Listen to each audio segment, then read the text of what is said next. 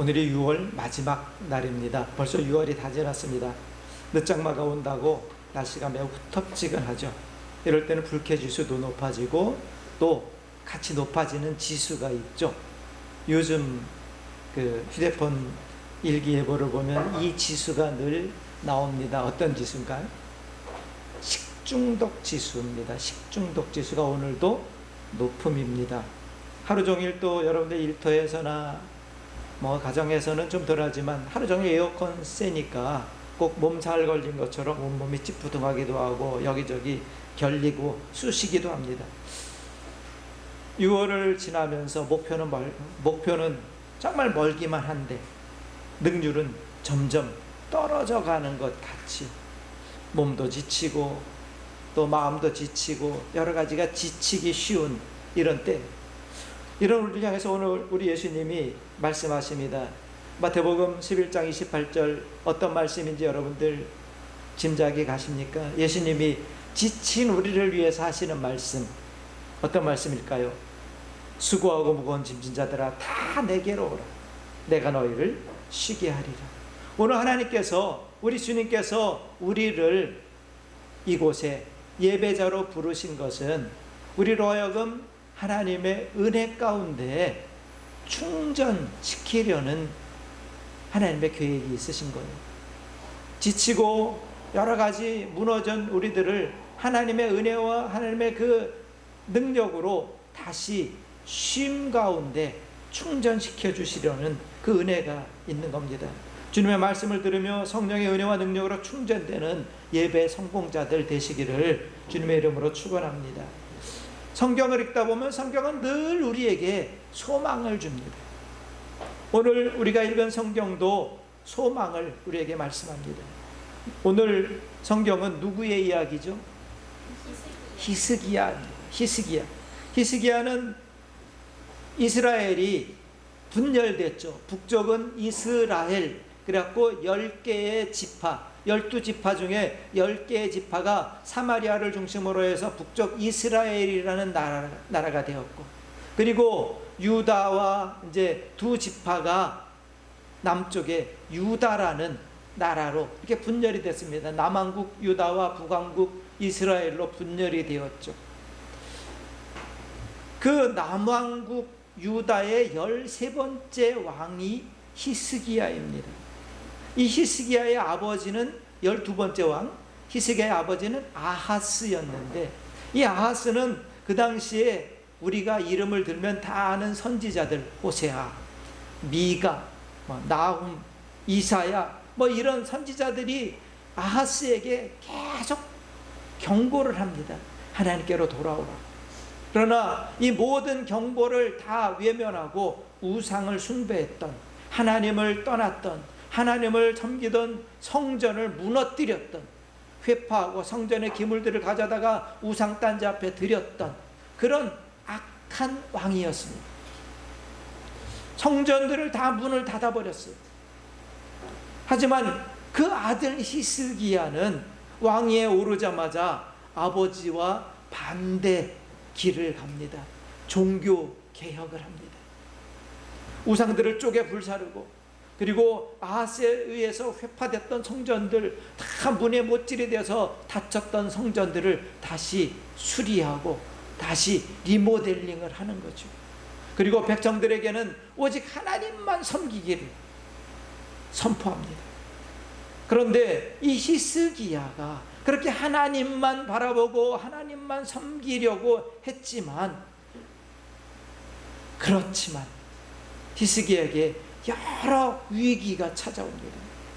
히스기야가 나라를 다스렸던 동안 유다에는 내적으로 외적으로 많은 위기가 찾아옵니다. 안으로는 백성들의 신앙적인 타락도 심각했어요. 외적으로는 당시에 최강대국이었던 아수르가 침략을 해옵니다.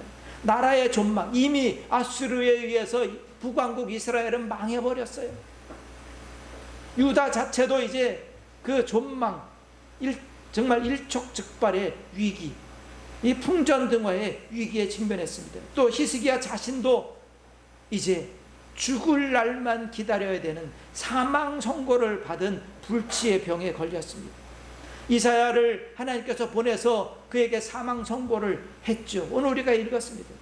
내가 죽으리라. 도저히 감당할 수 없는 위기 그리고 문제가 첩첩산중처럼 히스기야를 압박하고 있습니다. 우리도 살면서 이 히스기야와 같은 위기와 문제를 만날 때가 있죠. 엎친 데도 엎친다고 문제가 또 문제를 이어서 꼬리에 꼬리를 물고 우리 앞을 가로막기도 합니다. 그럴 때 히스기야를 통해서 우리가 그 해결의 길을 발견할 수 있기를 원합니다. 1절을 보면요, 그렇게 얘기했죠. 그때 히스기야가 병들어 죽게 되매 아모스의 아들 선지자 이사야가 그에게 나와서 그에게 이르되 여호와의 말씀이 너는 집을 정리하라. 내가 죽고 살지 못하리라 하셨나이다. 내가 죽고 살지 못하리라. 이제 끝이라는 거예요. 넌 이제 죽어. 그러니 집을 정리하라. 자녀들에게, 가족들에게 유언할 것이면 유언하고 나눠줄 것이면 나눠주고 이제 죽을 준비하라는 거예요. 그 절망적인 위기와 문제 앞에서 히스기야가 어떻게 행동합니까? 2절을 보세요. 히스기야가 낯을 벽으로 향하고 여호와께 기도하여 이르되.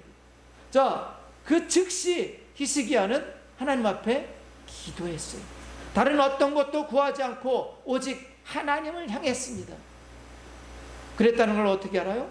그가 낯을 벽으로 향했다는 거죠. 면벽하다. 우리 불교에서 승려들이 수도할 때 면벽 3년 뭐 이런 말을 하잖아요. 3년 동안 다른 어떤 것도 보지 않겠다. 다른 어떤 것에도 신경을 쓰지 않겠다. 오직 수도하는 데만 아주 집중하겠다라는 거죠.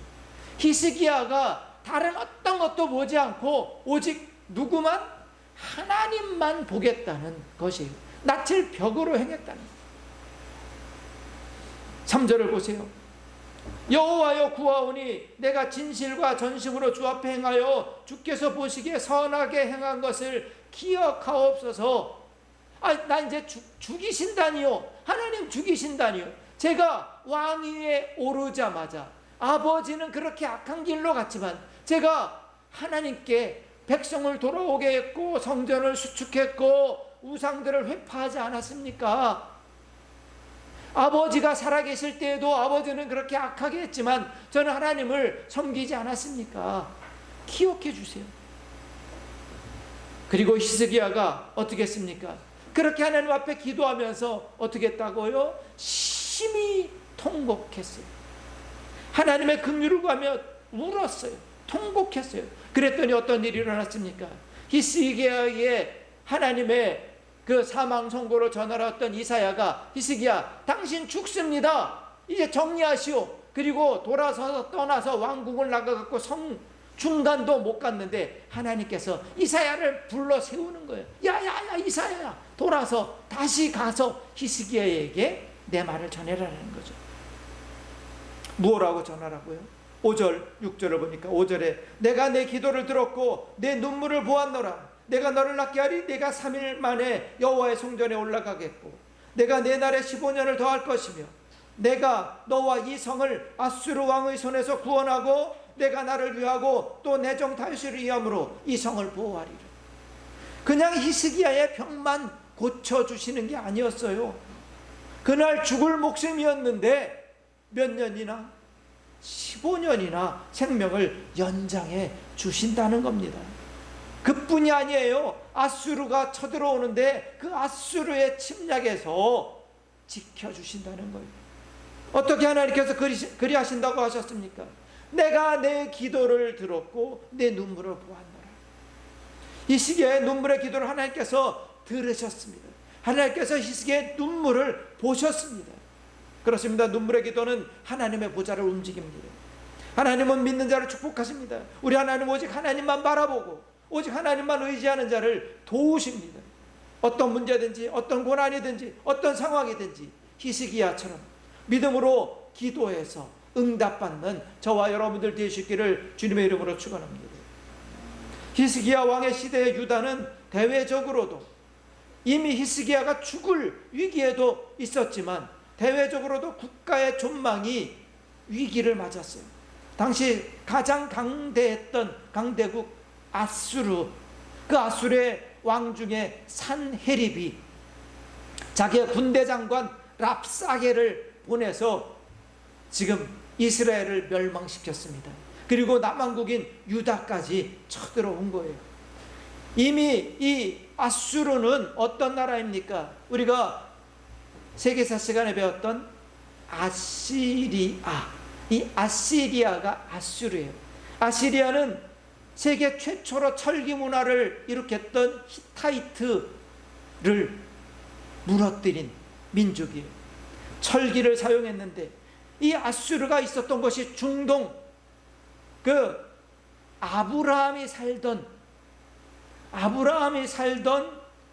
그곳이 갈대아 우르죠. 갈대아 우르. 이 우르라고 하는 곳에서 아브라함이 하나님의 명령을 따라서 이제 니느웨를 지나서 이렇게 옵니다. 이 니느웨는 우리가 잘 아는 큰 물고기 뱃속에 들어갔다 나온 사람이 있죠. 요나가 왜 큰 물고기 뱃속에 들어갔습니까? 하나님의 선교 명령을 거부했어요. 하나님이 요나에게 명령했죠. 야, 니느웨가, 이 아수르의 수도 니느웨가, 아수르가 저렇게 극악무도하니까 가서 회개하라고 하나님께로 돌아오라고 전도해라. 그랬는데 요나가 보니까 아수르는 아주 극악무도한 민족이에요. 갔다가는 맞아 죽을 거예요. 그래서 반대편 다메섹 쪽으로 도망을 갑니다. 배를 타고 도망을 가는 거예요. 그런데 풍랑이 일어가지고 배가 이제 침몰할 위기에 처했어요. 요나 때문에 다른 사람들까지 다 죽게 생겼어요. 그때 두려워하는 사람들에게 요나가 자백을 하죠. 자수합니다. 이거 나 때문에 그럽니다. 하나님이 나 때문에 그러시는 거니까 나를 바닷속에 던지시오. 그래갖고 요나를 사람들이 바닷속에 던졌더니 밑에서 큰 물고기가 대기하고 있다가 냉큼 삼켰습니다. 그 물고기 뱃속에 3일 동안 있으면서 요나가 회개하죠. 하나님, 잘못했습니다. 가겠습니다. 그랬더니 가겠다고 회개 기도하자마자 물고기가 뱉어버렸어요. 요나를 뱉은 곳이 바닷가 육지에다 뱉어버린 거예요. 3일 동안 물고기 뱃속에 있었으니 요나의 몰골이 어떻게 됐겠어요? 그 위산, 그 물고기가 소화시키려고 막 위산을 내보냈을 거예요. 머리고 뭐고 막 옷이고 다 그냥 막 피부고 산에 의해서 막 다 녹고 상처가 났겠죠. 그 요나가 니느웨에 가서 외치죠. 회개하고 하나님께 돌아오라. 그 니느웨입니다. 니느웨. 이 아수르의 수도가 니느웨였어요. 이 니느웨는 동서양 교통의 아주 요충지예요. 그래서 이 교통의 중심지다 보니까 아시리아는 이 중개무역을 이용해서 막대한 부를 축적해요. 경제적으로 큰 번영을 누리죠. 그 번영을 누린 자신들의 그 부, 강대함을 자랑하기 위해서 성 곳곳에, 나라 곳곳에 지구라트라고 하는 바벨탑을 세워요. 바벨탑. 높은 곳은 20층 정도 높이까지, 거의 100m 높이까지 쌓았어요. 바벨탑을 곳곳에 쌓았던 그 민족, 그 나라가 아시리아, 아수르예요. 아수르. 자, 이 아수르는 이 철제 무기를 이용해서 군인들이 철 갑옷을 입었고요. 그리고 이 보병이 약 170만 명, 기병이 약 20만 명, 그리고 공병대, 성을 무너뜨리기 위한 공병대가 있었고요. 그리고 해군, 수군과 잠수 부대도 있었어요. 우리 요즘으로 하면 UDT 같은 잠수 부대가 그 당시 있었어요. 산소통 메고 물속으로 가가지고 숨어서 정말 예상도 못했던 때에 느닷없이 공격하는 잠수 부대에 있었어요. 그 당시 사진들을 대형 박물관에 가면 아시리아관이 있는데 거기에 있는 사진들 중에 이런 사진, 저 사진에 보면은 아시리아 군인입니다. 갑옷을 입었고 활을 쏘는데 그 앞에 저게 뭘까요? 탱크예요. 전차. 바깥에서 아무리 공격해도 안 되도록 저 지붕이 씌워져 있어요. 그래서 공격을 할 수가 없어. 저 안에 창문 속 안에 사람들이 숨어 있는 거예요. 이 크기는 사람보다 작게 돼 있지만 사실은 어마어마하게 큰 거죠. 고대의 미술의 특징은 뭐예요? 사람이 중심이에요. 사람이 중심이니까 사람이 커. 성보다도 커. 이 전차보다도 커. 밑에 바퀴도 있어요. 그 안에 저게 이렇게 큰 대포 같은 게 있는데 저건 쏘는 게 아니라 큰 몽둥이에요. 그래서 이 몽둥이로 성을 가서 막 부딪히는 거예요. 그래서 성을 무너뜨리는, 성문을 깨뜨리고 성을 무너뜨리는 거죠. 자, 이런 아시리아 막강한 군대. 그리고 다음 화면에 이 아수르가 얼마나 경제적으로 번영을 누렸는지요. 이 부조 벽화들에 보면은 신과 왕들은 다 핸드백을 들고 있어요. 보석으로 이렇게 딱 되어 있는 핸드백. 세계 최초의 핸드백의 그 유래가 이 아시리아에서 유래됐다고 그래요. 귀족들은 다 핸드백 들고 다녔어요. 남녀를 불문하고 신들도 핸드백을 들고 다녔어요. 자, 그렇게 번영했어요. 이 아시리아 영토가 이렇게 이집트까지, 그리고 이집트를 가기 위해서 이스라엘, 요르단, 다 시리아 다 점령당했죠. 니네베, 저희가 니느웨, 아시리아의 수도, 바빌론, 수사, 저 수사 바빌론 사이에 우르라고 하는 곳에 아브라함이 살다가 하나님께서 떠나라 그래갖고 떠난 거예요. 자, 아시리아가 이렇게 강대하에서 모든 나라를 침략했는데 이 아시리아는 아주 극악무도한 포갑정치, 공포정치를 했어요. 강력한 군사력을 가진 아시리아가 그냥 점령지마다 사람들을 다 죽이거나 노예로 삼거나 그랬어요. 그 아수르가 쳐들어왔어요. 지금 유다의 운명은 풍전등화예요. 아수르의 유다 침공을 자세히 기록한 것이 우리가 읽은 열왕기하 20장 바로 앞에 18장 19장에 나와요. 자, 사네립의 군대장관 랍사레가 예루살렘 바로 성문 앞에 와가지고는 막 입에 담을 수조차 없는 말로 조롱을 해요. 이스라엘 백성들만, 유다의 백성만 조롱하는 게 아니라 하나님까지 조롱을 해요. 이 시기의 말도, 하나님이 도와준다는 말도 믿지 말라. 너네 이제 오늘 다 망해. 우리가 손가락만 까딱하면 너네는 이제 흔적도 없어질 거야.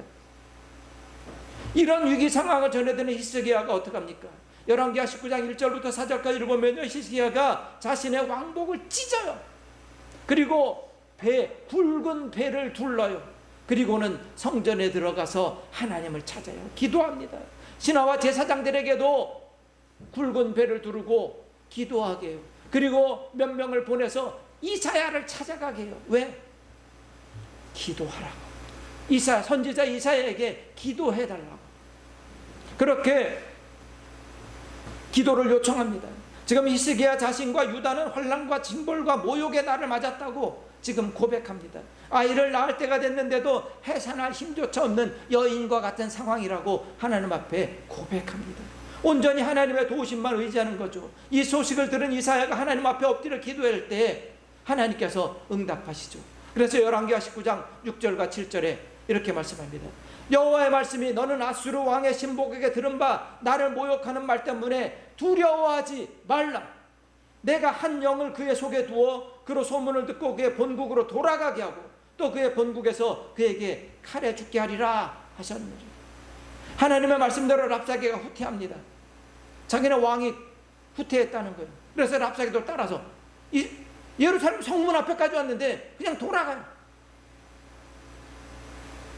그런데 그냥 돌아간 게 아니었어요. 사네립이 다른 나라 막 공격하고 나서 다시 다 아까 그 지도에서 보면 다 멸망시켰는데 지금 조그만 유다만 남은 거야. 그 유다 왕 히스기야에게 다시 편지를 보내줘. 우리가 가서 니네 아주 멸절시키겠다. 이전에 우리가 멸절시킨 다른 성들처럼 니네도 멸절시키겠다. 이런 협박 편지를 보내요. 이 협박 편지를 받은 히스기야가 어떻게 합니까? 편지를 든 채로, 펼쳐든 채로 성전에 올라가 하나님 앞에 엎드려. 우리 하나님 여호와여, 원하건대 이제 우리를 그의 손에서 구원하옵소서. 이번에도 하나님은 이사야를 통해서 응답의 말씀을 주시죠. 뭐라고요? 내가 아수르 왕 사네립 때문에 기도하는 것을 내가 들었노라. 하나님의 응답이 어떻게 나타났을까요? 열왕기하 19장 35절을 보면요, 이렇게 말씀하죠. 이 밤에 여호와의 사자가 나와서 아수르 진영에서 군사 18만 5천 명을 친지라. 아침에 일어나 보니 다 송장이 되었더라. 하나님께서 아수르 군대를 하룻밤새 하늘나라 군대를 보내서 전멸시켰어요. 사네립은 자기 나라 수도 니느웨로 도망갔지만 가서 자기 아들에게 암살당해요. 하나님이 네가 가서 칼에 죽으리라고 아까 예언했던 것처럼 그대로 되고 맙니다. 히스기야는 위기의 때마다 성전에 올라갔어요. 오직 하나님만 바라보고 기도했어요. 눈물로 기도했어요. 눈물의 선지자로 불리는 이 예레미야 선지자를 통해서 말씀하시는 그 하나님의 음성을 듣기 위해서 히스기야가 기도했어요. 예레미야가 29장 12절 13절에서 뭐라고 얘기했습니까? 너희가 내게 부르짖으며 내게 와서 기도하면 내가 너희들의 기도를 들을 것이요, 너희가 온 마음으로 나를 구하면 나를 찾을 것이요 나를 만나리라. 하나님은 거듭 말씀하셨어요. 우리가 잘 아는 말씀 예레미야 33장 3절 뭐라고 말씀하셨습니까? 너는 내게 부르짖으라. 내가 내게 응답하겠고 내가 알지 못하는 크고 은밀한 일을 내게 보이리라. 여러분들, 이 말씀이 믿어지신다면 히스기야처럼 옷을 찢고 굵은 배를 지금 두르지는 못한다 할지라도 마음을 찢는 그 심정으로 하나님을 바라보시고 하나님을 구하시고 하나님을 찾으시기 바랍니다. 눈물로 기도하시기 바랍니다. 눈물의 기도는 하나님의 보좌를 움직입니다. 처음에도 말씀드렸지만 히스기야의 아버지 아하스는 하나님을 배반했어요. 우상을 숭배했습니다. 유다의 왕들 중에 악한 왕들 중에 한 명이었습니다. 그런데 히스기야가 왕에 오를 때 상황을 기록한 열왕기하 18장 3절은 어떻게 전하고 있습니까? 히스기야가 그의 조상 다윗의 모든 행위와 같이 여호와께서 보시기에 정직하게 행했다고 전합니다. 히스기야는 아버지 아하스처럼 패역한 길을 따르지 않았고 하나님의 마음에 맞았던 신실한 왕 다윗의 길을 따라갔습니다. 어떻게 히스기야는 아버지처럼 되지 않을 수 있었을까요? 어머니가 계셨기 때문입니다. 히스기야의 어머니는 스가랴 선지자의 딸이었어요. 아버지 스가랴 선지자가 그 히스기야의 어머니를 믿음으로 교육했고 가르쳤어요. 그렇게 배운 대로 이 히스기야의 어머니는 자기 아들 히스기야를 믿음으로 가르쳤던 것이죠. 마치 모세의 어머니 요게벳이 바로 왕의 공주의 아들이 된 모세를 히브리의 아들로 믿음으로, 하나님을 향한 믿음으로 가르쳤던 것과 같습니다. 더구나 히스기야 옆에는 당대의 신실한 선지자들인 이사야가 있었고요, 미가가 있었고 나홈과 같은 이런 영적인 스승들이 있었어요. 그렇게 어머니와 신실한 선지자들의 영향을 받고 자랐기 때문에 아버지는 이들의 모든 권고를 다 외면하고 우상을 섬겼지만 히스기야는 이들의 권고대로, 가르침대로 하나님을 섬겼던 것입니다. 그런 히스기야였기에 왕위에 오르자마자 종교개혁을 했어요. 모든 우상들을 없앴어요. 그리고 이런 히스기야를 성경은 뭐라고 평가합니까? 열왕기하 18장 5절부터 7절까지 보니까 이렇게 평가해요. 히스기야가 이스라엘 하나님 여호와를 의지하였는데 그의 전후 유다 여러 왕 중에 그러한 자가 없었다. 그리고 곧 그가 여호와께 연합하여 그에게서 떠나지 아니하고 여호와께서 모세에게 명령하신 계명을 지켰더라. 하나님을 떠나지 않고 야곱이 야복강가에서 하나님 바짓가랑에 붙들었던 것처럼 히스기야도 하나님을 붙들었어요. 그랬더니 여호와께서 그와 함께 하시매 그가 어디로 가든지 어떻게 했다고요? 형통했어요.